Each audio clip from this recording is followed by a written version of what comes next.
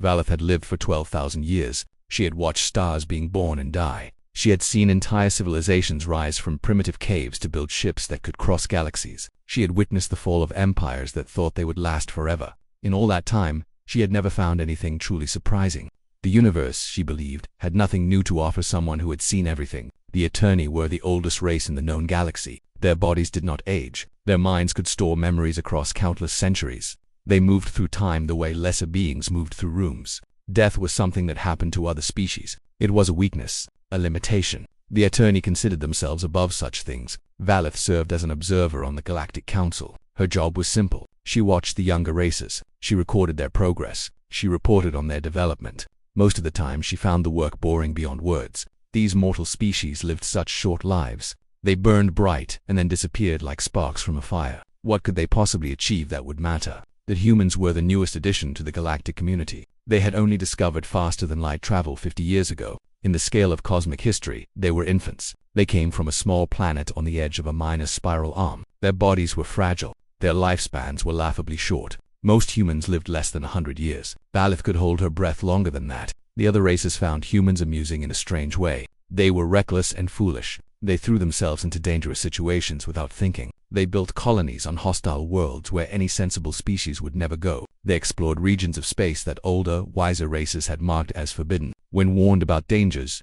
humans would often smile and say they wanted to see for themselves. Valeth thought this behavior was simply stupidity dressed up as courage. One evening in the great hall of the council station, she sat with representatives from a dozen different worlds. The drinks flowed freely. Stories were being shared. A Velthari diplomat with scales the color of copper was telling a tale about a human ship captain who had crashed on a toxic world and survived for 3 months by eating native plants that should have killed him. The other diplomats laughed and shook their heads in amazement. Valeth did not laugh. She sipped her wine and looked bored. A young Kellish official with 6 arms noticed her expression. He leaned toward her with curiosity in his many eyes. "You do not seem impressed by these human stories," he said. Valeth set down her glass. "Why should I be impressed? These tales are always the same.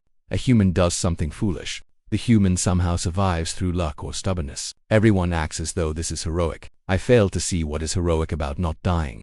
The Kellish looked surprised. "But their survival against such odds is remarkable, is it?" Valeth asked. "Every mortal species clings to life. It is basic instinct. Humans are simply louder about it than most. They make great noise about their struggles because they know their time is limited. They need to believe their brief existence matters. It is sad, really. All that effort, all that drama, and in the end they still die. What have they truly achieved?" The Kellish had no answer. He turned back to the other diplomats who were now sharing another story about a human colony that had fought off an invasion by a species twice their size. Valeth listened with half attention. The humans had apparently used everything they could find as weapons, farming tools, mining equipment, cooking implements. The colony had only 300 people. The invading force had numbered 2,000, yet the humans had one. "Fascinating," said the copper-scaled Vel. "They simply would not stop fighting. Even when defeat was certain, they kept attacking.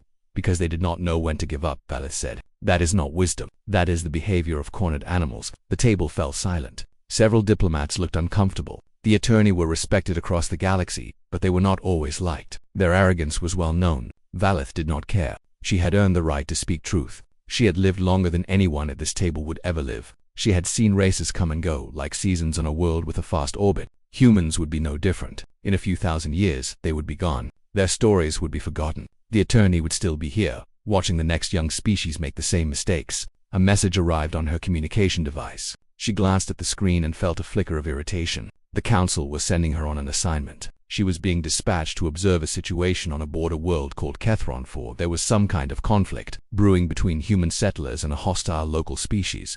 The council wanted an observer present to document what happened. Valeth nearly refused. Watching mortals fight each other was not her idea of valuable work, but refusing assignments was not something the Eternity did. They had responsibilities. They had duties that came with their long lives. She finished her wine and stood from the table. The other diplomats barely noticed her departure. They were too busy swapping more tales of human recklessness. As she walked through the corridors toward the transport bay, Valeth wondered how long this assignment would last. A few weeks at most, she guessed. Whatever was happening on Kethranfor would end the way these things always ended. The humans would either win or lose. They would live or die. Either way, it would not matter. Nothing mortals did ever truly mattered. She boarded her ship and set course for the border regions. The journey would take several days. She planned to spend that time reading ancient texts from civilizations that no longer existed. At least their writings had something to teach. Living humans rarely did. The stars stretched into lines as her ship jumped too faster than light speed. Somewhere ahead, on a world she had never visited, events were unfolding that would change everything Valeth believed about mortal species. She did not know this yet. She could not imagine it. In 12,000 years, she had never been truly surprised. That was about to change. Kethrin 4 was an ugly world. The sky hung low and gray like a dirty blanket. The air smelled of sulfur and something worse that Valeth could not identify. Mountains of black rock surrounded a valley where the human settlements sat like a wound on the landscape. She did not understand why anyone would choose to live in such a place. The settlement was called New Haven. It contained approximately 800 humans. They had arrived 5 years ago to mine rare minerals from the mountains. The work was dangerous and the conditions were harsh. Yet they had stayed. They had built homes and schools and medical facilities. They had planted gardens in soil that fought against growing anything. They had made this terrible place into something they called home. Valeth established her observation post on a hill overlooking the settlement. Her ship's sensors could monitor everything that happened below. She could watch without being involved. That was the job of an observer. Watch and record. Never interfere. The problem on Kethrin 4 was a species called the Vr. They were native to this world. They lived in the deep caves beneath the mountains. They had ignored the human presence for years. But recently something had changed. The Vrakith had become aggressive. They had attacked mining teams. They had killed several humans. Now they were massing for what looked like a major assault on the settlement itself. Valeth ran the numbers in her head. The Vrakoth were larger than humans, stronger, faster. They had natural armor that could stop most weapons. They could see in complete darkness. Their claws could tear through metal. There were thousands of them in the caves. The humans had 800 people, including children and elderly. The math was simple. The humans could not win. She watched as the settlement prepared for the coming attack. They built walls from whatever materials they could find. They positioned their few weapons at strategic points. They organized evacuation routes for the people who could not fight. Every person seemed to have a job.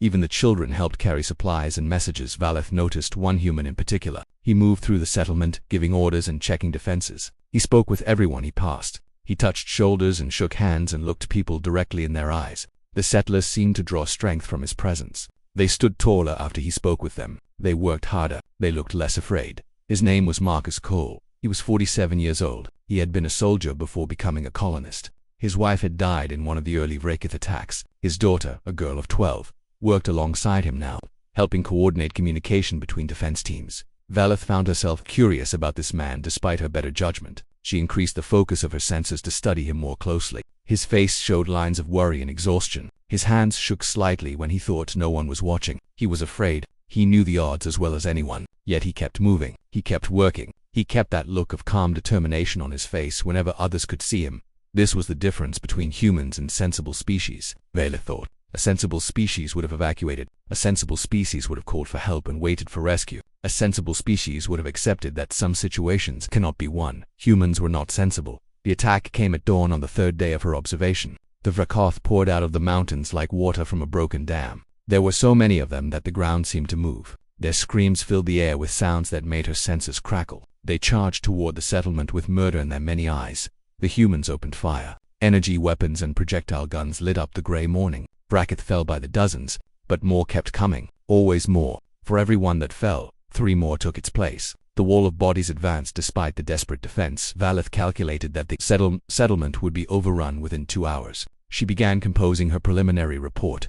The humans had fought bravely, but the outcome was inevitable. Another mortal species meeting an unremarkable end. Then something happened that made her pause. The eastern wall broke. Vrakoth flooded through the gap. The defenders at that position were overwhelmed. They began falling back toward the center of the settlement where the civilians were hiding. In moments, the entire defensive line would collapse. The battle would become a massacre.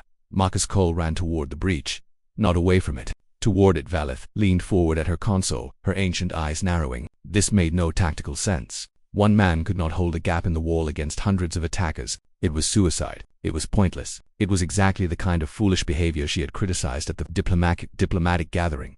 But Marcus did not try to hold the gap alone. He carried something in his hands, a device of some kind. When he reached the breach, he activated it and threw it into the mass of advancing Vrakith. Then he threw himself on top of 2 fallen defenders and covered them with his body. The explosion was enormous. The gap in the wall filled with fire and smoke. The Vrakith advance stopped as dozens of their warriors were consumed by the blast. The breach was sealed with rubble and burning bodies. The defensive line stabilized. When the smoke cleared, Valeth expected to see Marcus Cole dead. The blast had been directly in front of him. No human could survive such a thing.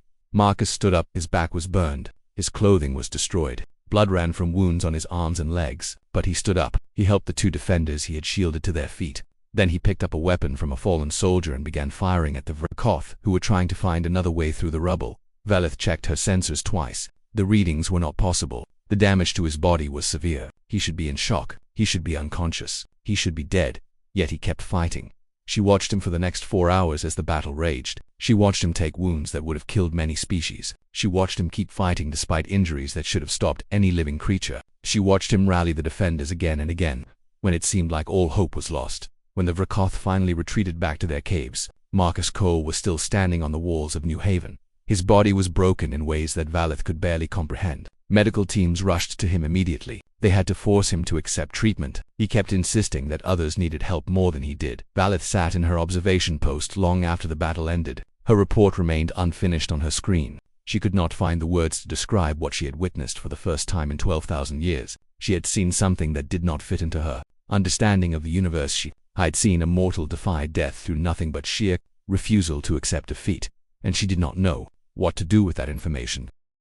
The medical facility in New Haven was small and poorly equipped. It had been built to handle mining accidents and common illnesses. It was not designed for mass casualties, yet somehow the medical staff made it work. They treated the wounded. They saved lives that should have been lost. They performed miracles with limited resources and exhausted hands. Valith found herself standing at the entrance of this facility 2 days after the battle. She did not remember deciding to come down from her observation post. She did not remember landing her ship or walking through the damaged settlement. Yet here she was, drawn by something she could not name. The humans stared at her as she passed. They knew what she was. The attorney were famous throughout the galaxy. Her silver skin and eyes like polished gems made identification easy. Some of the settlers whispered to each other. Others simply watched with expressions she could not read.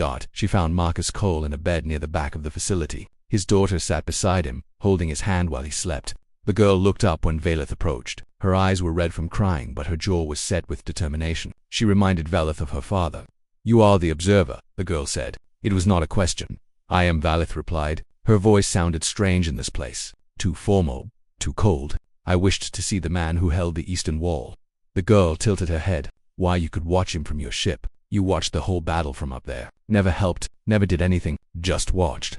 The accusation stung more than Valith expected. She had followed the rules. Observers did not interfere. It was the most important principle of her role. Yet, standing here, looking at this broken man and his grieving daughter, those rules felt hollow and small. "You are correct," Valith said. "I did not help. That is not my function." Function. The girl spoke the word like it tasted bad. "My dad almost died while you fulfilled your function." Marcus stirred at the sound of voices. His eyes opened slowly. They were clouded with pain medication but still alert, still watchful. He saw Valith and tried to sit up. His daughter gently pushed him back down. "Easy, Dad. You need to rest." Marcus shook his head. "I have rested enough. We have work to do. The Vrakoth will come back. We need to prepare." He looked at Valith. "You are the observer. Have you come to tell us that rescue ships are on their way?" Valith hesitated. "The council has been notified of the situation. However, the nearest fleet is 3 weeks away. They are engaged in other matters." Marcus nodded as if this was exactly what he expected. "So we are on our own. The council recommends evacuation. Transport ships could reach you in 5 days. You would be resettled on a safer world, and leave everything we built here." Marcus laughed, then winced at the pain it caused. "This is our home. We made it with our own hands. We buried our dead in this soil. We are not leaving." Valith studied him with ancient eyes. She had seen countless species. She understood their psychology, their motivations, their fears and hopes. But humans continued to confuse her. "You will die if you stay," she said. "The Vrakoth are too many. Your defenses are damaged. Your people are wounded. The mathematics of the situation are clear." Marcus met her gaze without flinching. "Then we will die here, standing, fighting on our own terms. That is illogical, maybe." He smiled despite his wounds. "But it is human." Valith wanted to argue. She wanted to explain that survival was the most important thing, that nothing was worth dying for when escape was possible, that his stubbornness would cost the lives of everyone in this settlement, including his own daughter. But she could not speak. Something about the way he looked at her stopped the words in her throat. There was no fear in his eyes, no regret, only a quiet certainty that what he was doing was right.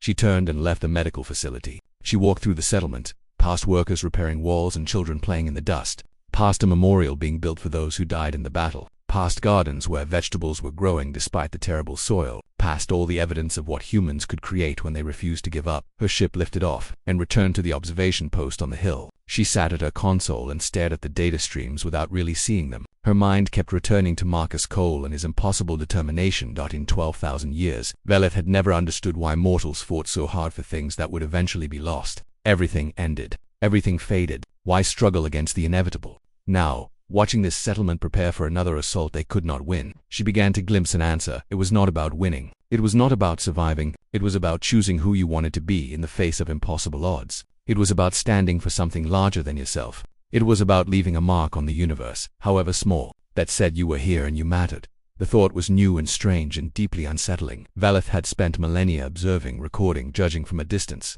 She had never participated, never risked, never put anything on the line. She had watched countless civilizations rise and fall without once being moved to action. What had she accomplished in all that time? She pulled up her records, thousands of reports, millions of observations, data files that would outlast most species, but none of it meant anything. None of it had changed anything. She had simply watched the universe go by, never touching it, never being touched by it. She looked down at the settlement. 800 humans preparing to die rather than abandon their home. A man too wounded to stand, planning their defense from a hospital bed. A 12-year-old girl holding her father's hand and ready to fight beside him, and an immortal observer sitting on a hill, wondering if she had ever truly lived at all. The sun set over Kethrin, for the gray sky turned darker shades of gray. In the distance, in the caves beneath the mountains, the Verakath were gathering for another attack. Velith could see them on her senses. Thousands of them. More than before. They would come with the morning. She began composing a message to the council. Her fingers paused over the controls. For the first time in her very long life, she considered breaking the rules. The message Velith sent to the council was simple and direct. She requested emergency military support for New Haven. She classified the situation as critical. She used every code word and priority designation available to her. When she finished, she sent it across every channel she could access. Then she did something she had never done before. She deleted the message from her own records. If the council checked their logs, they would see she had contacted them, but her personal files would show nothing unusual. She was protecting herself. Or perhaps she was protecting her ability to do something more than just send messages. The night passed slowly. Velith monitored the Vrakoth positions and watched the humans below making their final preparations. They worked through the darkness with lanterns and determination. They strengthened walls and distributed weapons and said goodbye to loved ones. They wrote letters to family members on other worlds who would never receive them in time. At midnight, a small shuttle landed near her observation post. Velith stepped outside to find Marcus Cole walking toward her through the cold night air. He moved slowly, favoring his wounded side, but he moved with purpose. "You should not be out here," Velith said. "Your injuries require rest." Marcus stopped a few feet from her. His breath formed clouds in the frigid air. "I needed to speak with you privately, away from the others." "Why?" "Because I saw you change today." His eyes were sharp despite his condition. "When you came to the medical facility, when you spoke with my daughter, something shifted in you. I have led soldiers for 20 years. I know when someone is fighting an internal battle." Velith remained silent. She did not know how to respond. Marcus took another step closer. "You want to help. I can see it, but something is holding you back. Rules, duty, fear of consequences. I understand. I have felt all those things." "You do not understand," Velith said quietly. "I have lived for 12,000 years. I have never broken the laws of the attorney, never defied the council. My entire existence has been defined by observation without interference. To act now would mean abandoning everything I am." "No." Marcus shook his head. "It would mean becoming something more." They stood in silence as cold winds swept across the hillside. In the distance, the lights of New Haven flickered like stubborn stars, refusing to go out. "Tell me something," Marcus said. "In all those thousands of years, watching all those civilizations, did you ever see anything worth fighting for?" Velith thought about the question. She thought about ancient races building monuments to their gods. She thought about artists creating beauty that would outlast their species. She thought about parents sacrificing everything for children who would grow up to do the same. She thought about moments of kindness and courage and love that burned briefly against the darkness of space. "Yes," she admitted, "many times, but you never joined them. You've never stood beside them. You just watched and recorded and moved on to the next observation. That is my purpose. That is your excuse."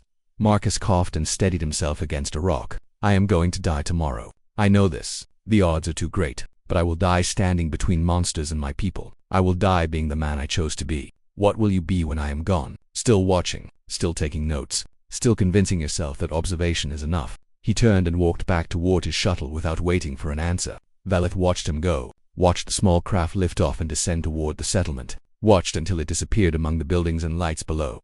She went back inside her ship and sat at her console. Her hands were shaking. This had never happened before. 12,000 years of perfect control, and now her hands would not stay still.